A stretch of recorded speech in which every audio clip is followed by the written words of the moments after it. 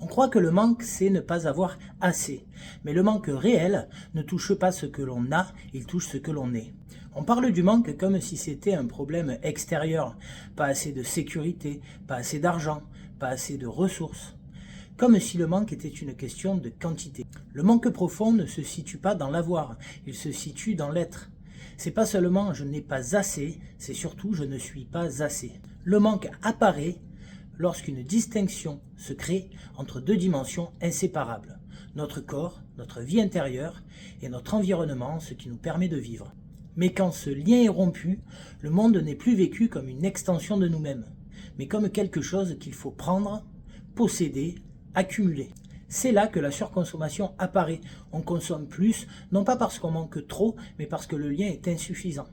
Alors on essaie de réparer une fracture intérieure avec des solutions extérieures. Mais aucune quantité ne peut réparer une séparation qualitative.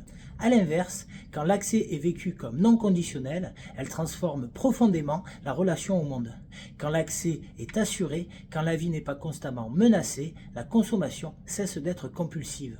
Elle devient plus sobre, plus ajustée, plus qualitative. Le manque n'est pas une absence, c'est une séparation. Et tant que l'on traite le manque comme un problème d'avoir, on nourrit la surconsommation. Mais quand on restaure le lien, le rapport au monde change de lui-même. Sans morale, sans injonction, par nécessité.